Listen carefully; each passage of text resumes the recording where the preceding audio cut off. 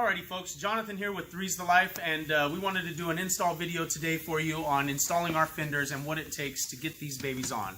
But before we get into the install, we're going to do a little video on what is going to come inside your kit and the tools that you'll need to put these on. So let's get started. The first thing that you're going to need is going to be a 9/16 socket and a 9/16 wrench. You're also going to need a 3/4 inch deep socket to remove the bolts that are currently on the hub to replace with our grade 8 bolts. You'll need a ratchet, a 4mm Allen, and a 7/16 socket for the button head / lock nuts that are on these. Alright, now what comes in your kit?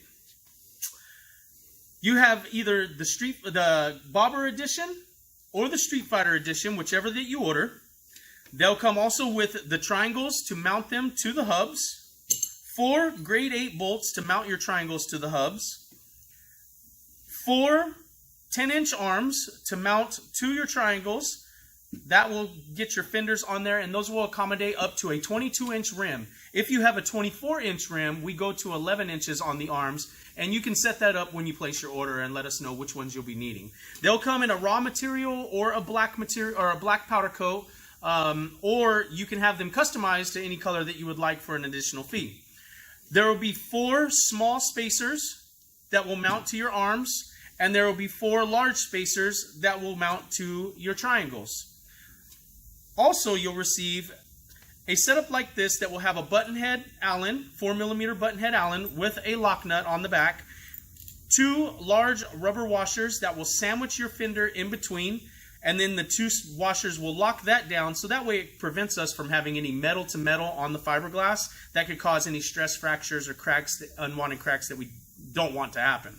So this will help reduce a lot of the vibration that the fenders will be receiving from you driving on the road, and will help reduce all of the stress fractures and cracks as well. You're going to get 8 of those. Now, lastly, you'll also receive a fender eliminator kit with your kit and a self-tapping screw. You'll replace one of the screws that is on your fenders when you remove those, and again, we'll do an install video and a removal of those fenders for you in the future. But you'll receive those fender eliminator kits based on the year that you have. So you'll need to specify to us which year of slingshot that you currently own, and we'll get out the ones according to what you need.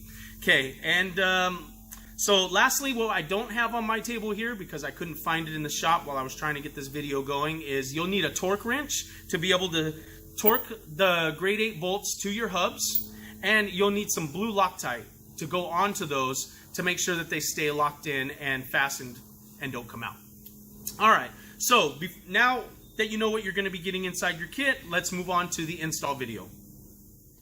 Okay everybody, we're back and we're going to show the install portion of the Three's the Life fenders and how to put them on your ride.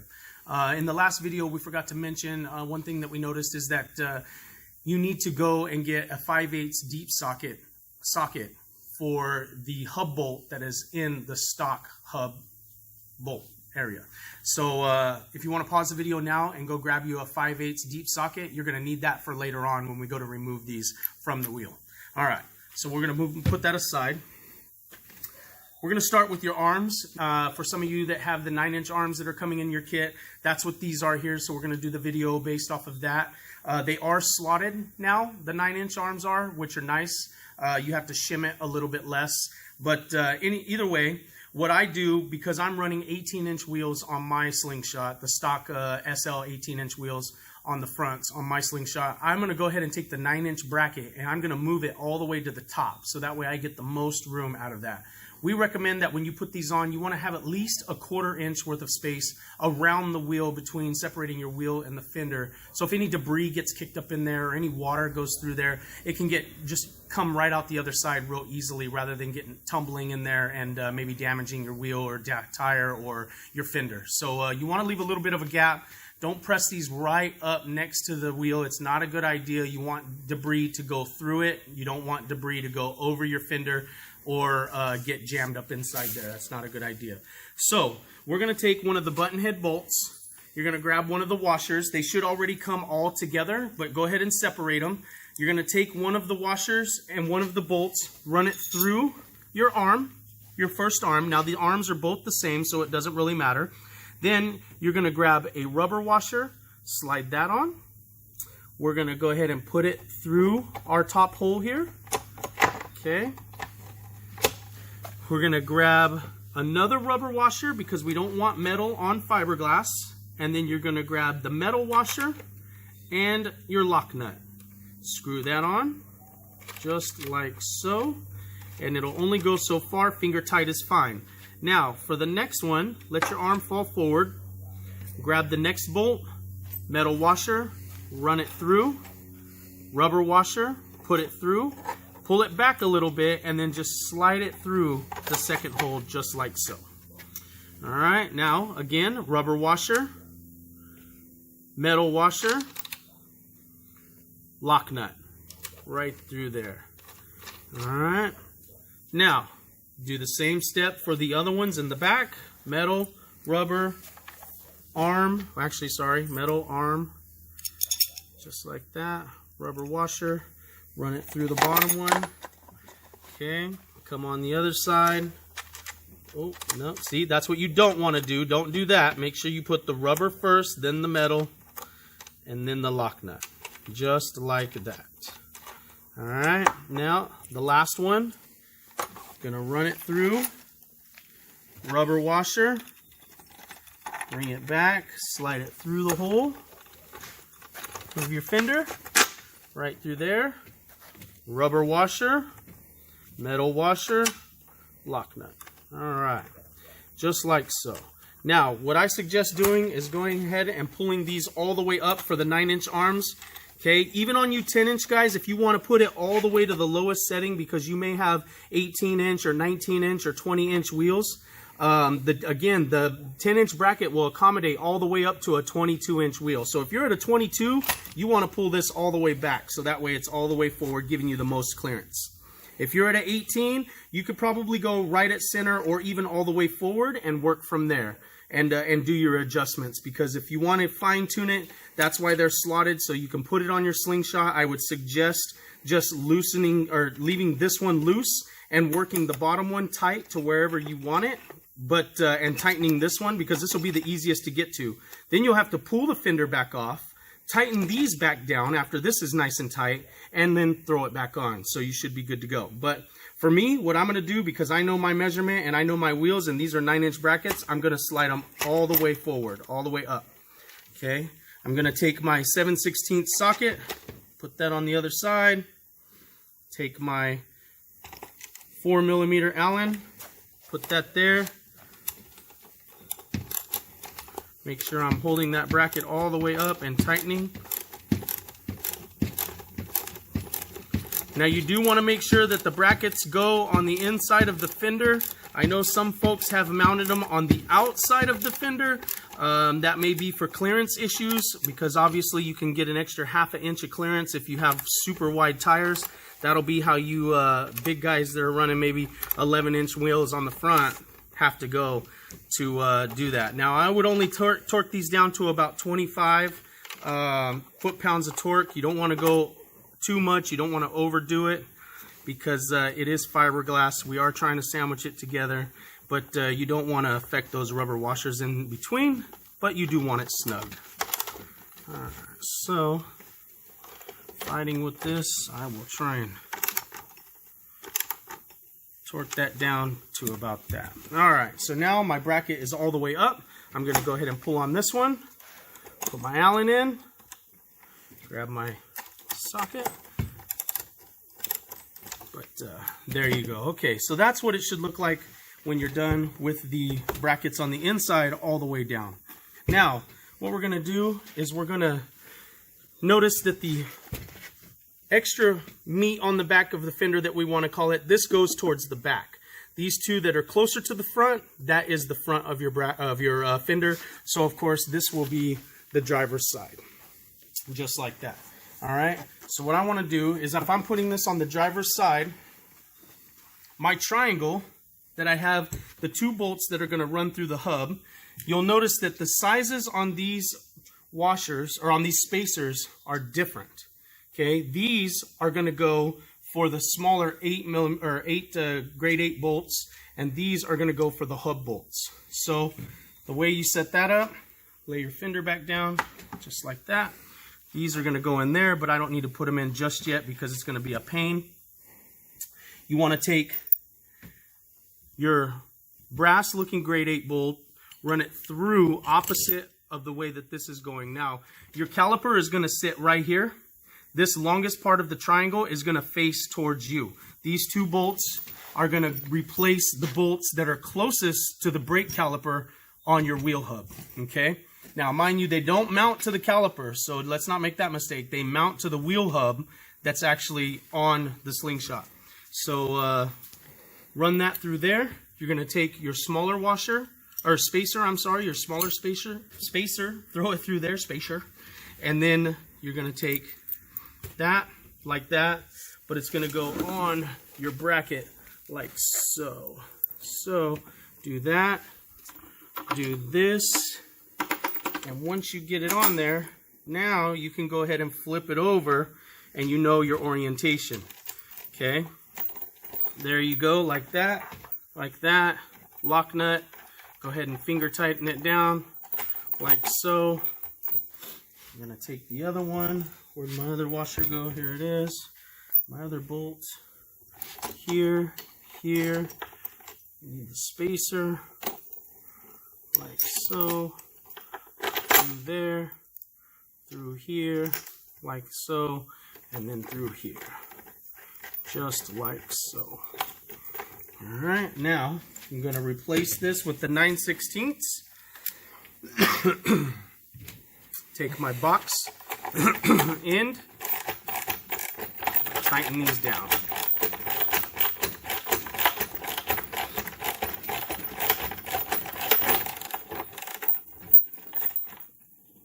Okay, that's nice and tight.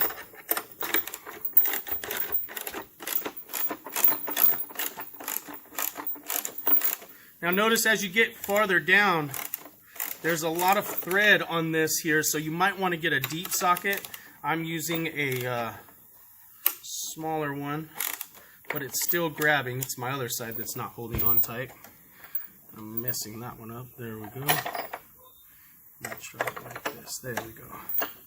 That's better. Alright, now those are nice and tight. It can't go anymore because obviously that's as much as the metal it's going to hold and press together.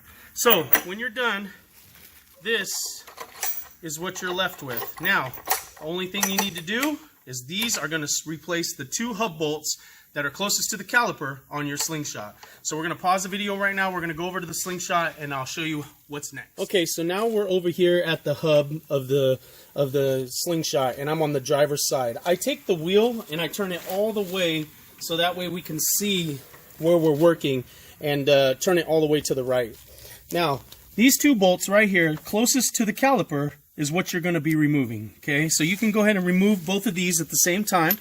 All right, this is where you'll need the 5/8 socket, deep socket, to get on there and to get these off. So, oh, that's tight.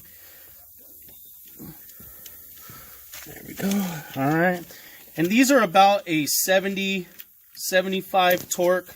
I wouldn't go very much more than that. Probably about the same torque that you do your lug nuts with is good enough to get these in. We use a grade 8 bolt, so you don't want to snap that off inside there. It'd be pretty hard, but still. Alright. Alright, and once that comes off, they just easily come out, finger tight. Now, what I would suggest when you're putting in the new ones, you want to use a 6-sided socket. Try not to use the multiple side socket like this, 12 cut, because you want a good bite around the heads as you're screwing them in. You don't want to strip these out.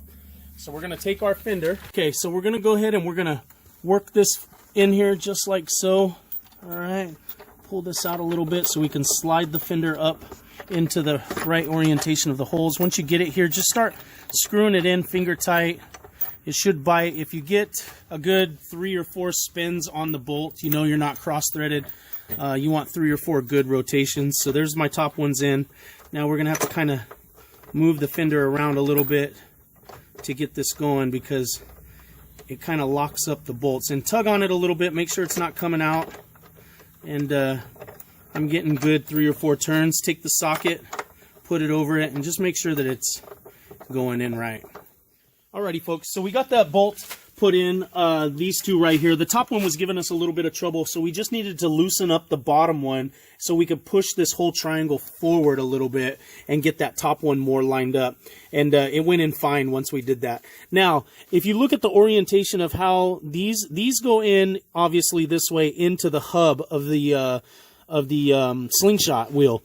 So what you want to do is all of these here, this one here with the lock washer or lock nut, and these with the lock nut, you're definitely going to want to put them on the outside, so that way you can get to them a lot easier, and you have all this excess thread, which isn't hurting nothing out here, on the outside of your fender. You don't want to put this on the inside of the fender because the tolerances down in the bottom one down here, there where the actual caliper is, it is rather close. So if you were to put that right there, it's probably going to hit the caliper in some instances and not allow it to roll forward or position it wherever you want. Now, so make sure that the thread is out from the caliper. So when you put these 2 bolts in, everything else goes through this, out this way, okay, just like you see here. So, and again, your triangle, it goes with the long piece facing you towards the caliper side. The caliper is right up here, and all of this just comes around and complements it really nicely. Now, one thing that I want to point out is that on my other side, on my passenger side, we had a little bit of an issue with the clearance right here, okay? And it was drooping down. Now, I'll tell you why that is because on some of our fenders, now this is all hand-laid fiberglass.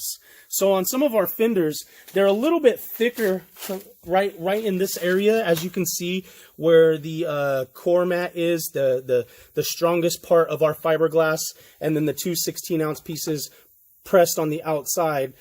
This can sometimes be a little bit thicker than normal. So what we're going to do is we're going to provide with you folks some extra washers or spacers that you'll want to put inside, obviously on this side of the rubber, so that way it's not, you don't ever want to put any metal on the actual fiberglass itself.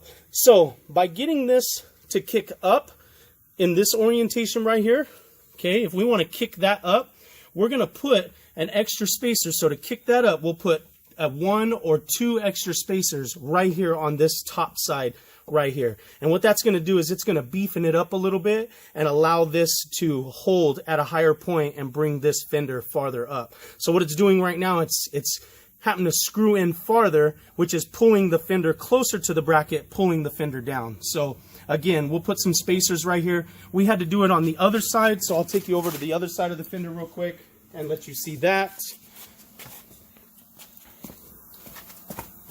So if you look right here, we actually had, because there is, let me see if I can get a good angle on it. There you go. There's the light right there. You can see the 2 extra spacers that we put in there to add for the thickness that we made down here. So you see this part of the fiberglass is thick. Now, if we roll the camera back up, you see how thin that is? That is because our core mat is right there. Now, we do our best to make sure that it's the same thickness all the way through when we're making these, but sometimes that happens. So if that happens, it doesn't mean there's any structural integrity that's being compromised or anything, but it is just the fact that we went a little heavier on that and not enough core mat in this area, so it thinned that out. Now, what we had to do, obviously, to compensate for that, because it was making the fender push farther down, so now it's nice and stiff, it's away from the fender, and I can actually put my hand in there like so very easily.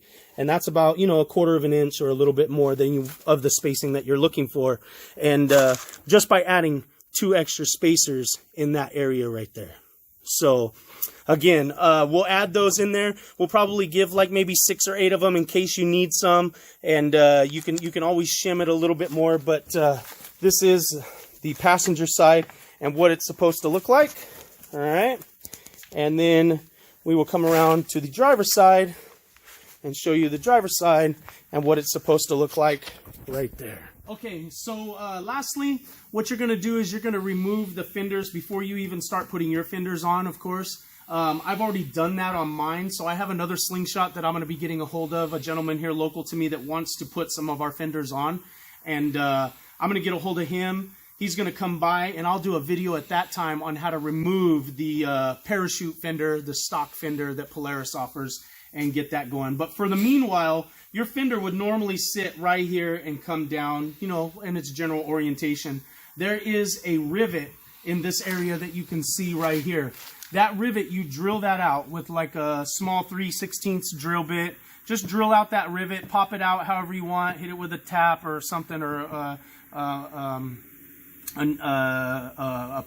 what is it, a punch, and get that out of there. And then in this area right here, so on this side and on this side, this has got 3M tape on it, and let me tell you, it's a pain in the butt to get off. So what you're going to want to do is probably maybe heat it up with a heat gun. Don't get too close, don't warp the fender. It can take a little bit of heat though. Just loosen that up and it'll pop right off. You know, just stick your screwdriver, maybe a scraper blade in there, something to kind of wedge it apart and get that off. And then once you've got that loose, on your fender on the back side that you won't be able to see, if you come up underneath, there's this stock screw. That stock screw is what you're going to use for our fender eliminator. So this is our template that we use to cut them. So this is our metal template that we have. We go ahead and it just lines up perfectly right there and sits in that orientation just like that. Okay. So once you get that fender off, you pull this, you undo this screw right here. Okay, you're going to remove this screw. Once that screw comes out, I believe there's another screw down here towards the bottom that you're going to want to pull out as well, but we won't reuse that one. And then once this 3M tape is loose, the rivet's out, the two screws are gone, the whole fender slides forward and pulls out. Okay, don't just try and rip it off, because if you try and rip it off, you could rip some tabs on it, you could rip the holes that it's laid into on your fender. You want it to slide forward and then pull out. Okay, I mean, it slides forward, I'm going to say about 1/4 of an inch just to get that out. And you can't really see it on the other side, but these holes mounted on that side are where it slides forward. And then you go ahead and you use the hole that is in your template or in your fender eliminator kit. You'll put that in there. That'll allow you to kind of adjust it and move it. And then we send you a self-tapping screw that you also put right about down here, about 1 inch from the end, 1 inch from the tip. You want to tap that right there and just hold it in place. Now, you can come in with some 3M tape, some VHB tape if you want to put it on the back side of this. I don't really recommend it. It's not going to hurt it, just having it singed there and there. But that's it. And then you can still, if you have a cover, you can kind of pull behind this and push a little bit and then still hook your cover if you have the stock slingshot, Polaris slingshot cover. So that's it. That's the install.